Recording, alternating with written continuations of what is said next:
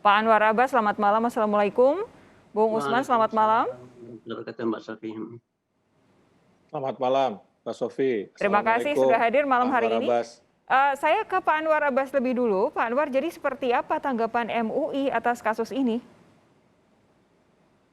Ya, dalam bahasa ringkasnya, yang bersangkutan umat KC ini telah menghina Tuhan, umat Islam, telah menghina dan merendahkan kitab suci umat Islam yaitu Al-Quran, telah menghina dan merendahkan dan menuduh hal-hal yang bukan-bukan ya, terhadap Nabi besar Muhammad SAW.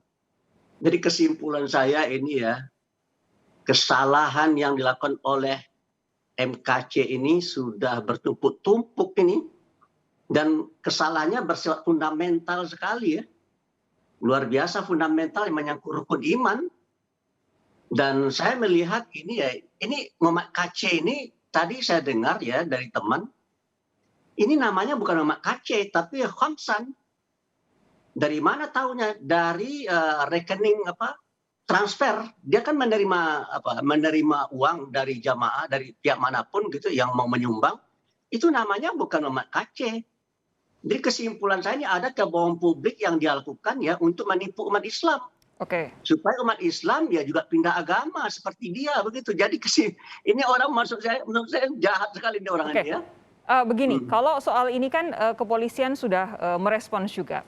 Tapi begini, yang saat ini perlu dijaga adalah sebenarnya umat Muslim yang mungkin bisa jadi terprovokasi gara-gara ini.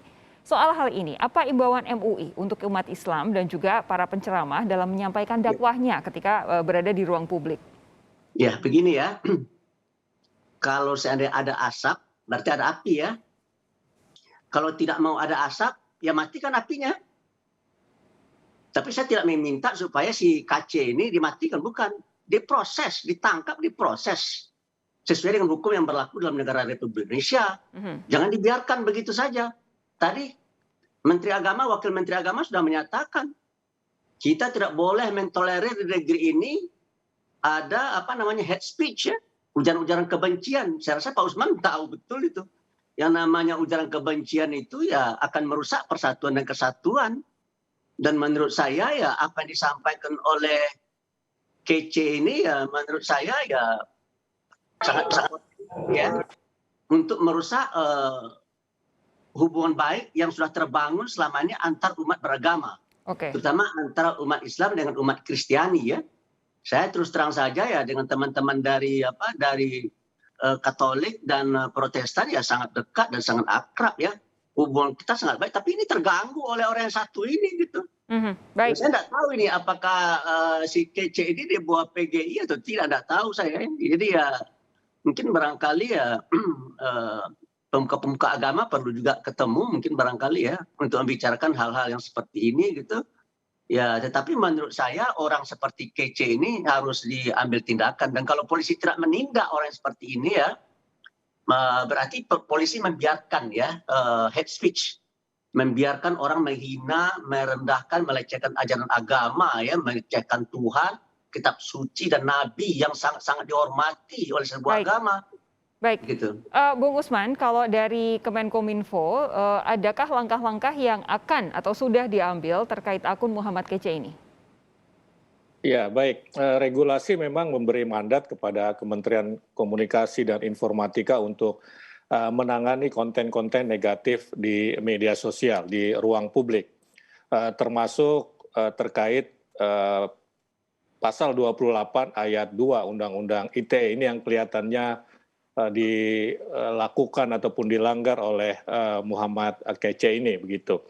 Itu dikatakan bahwa ada larangan penyebaran informasi untuk menimbulkan rasa permusuhan atas nama SARA, suku, agama, ras, dan antar golongan.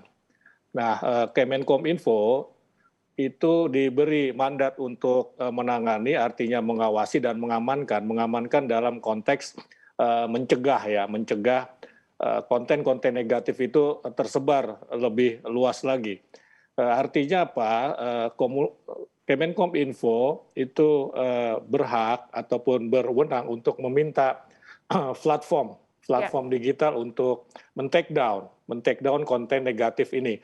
Tetapi undang-undang juga memerintahkan Kominfo untuk berkoordinasi dulu.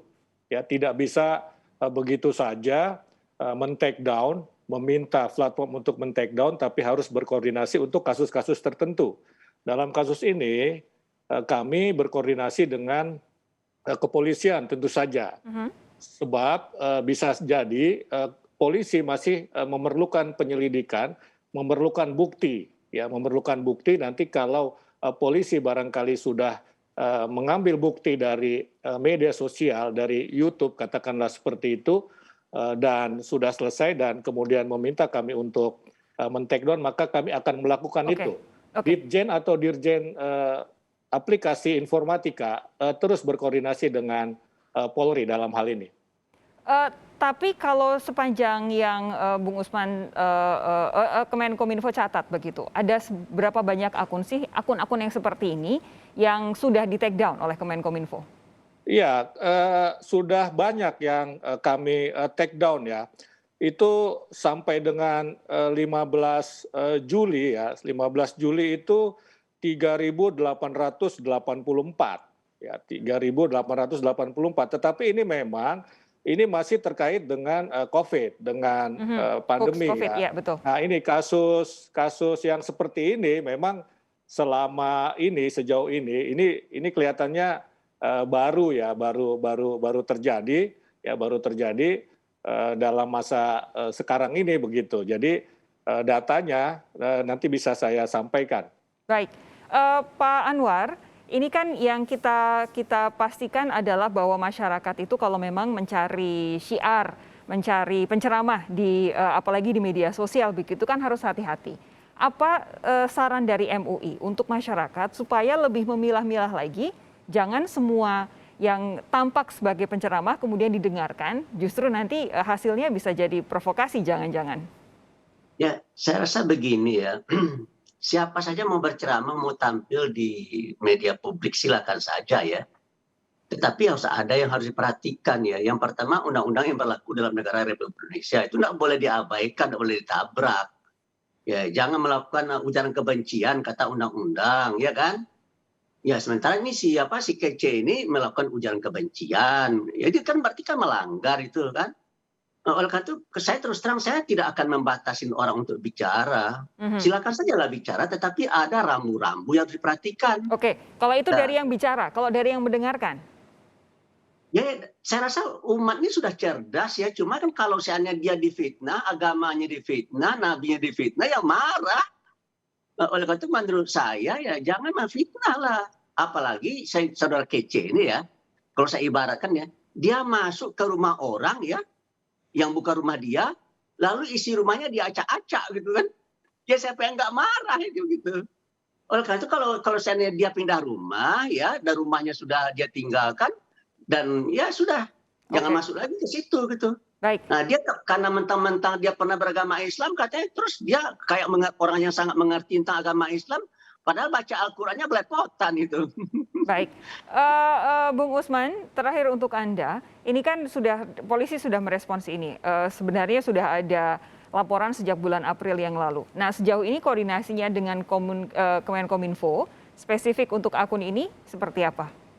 Iya, Dirjen Aplikasi Informatika itu terus berkoordinasi dengan Polri, seperti saya sampaikan tadi. Apakah Polri masih memerlukan bukti, ya, menyelidiki bukti yang ada di YouTube, ya, untuk menjadi bahan penyelidikan. Nah, jangan sampai kalau kemudian di take down maka Polri kehilangan bukti begitu atau buktinya berkurang. Oke. Nah, kalau nanti Polri sudah mengatakan cukup bukti yang diambil dari YouTube yang sudah beredar itu dan kemudian meminta kami untuk men-take down, maka kami akan berbicara dengan platform global dalam hal ini YouTube untuk men-take down itu. Kami memang punya kerjasama Kominfo dengan platform global, apakah itu YouTube, Facebook, dan lain-lain. Begitu, Mbak Sofi. Baik, Kita nantikan perkembangan dari kasus ini. Terima kasih Pak Anwar Abbas, Bung Usman Kansong sudah bergabung bersama kami malam hari ini di Sapa Indonesia Malam. Sehat terus.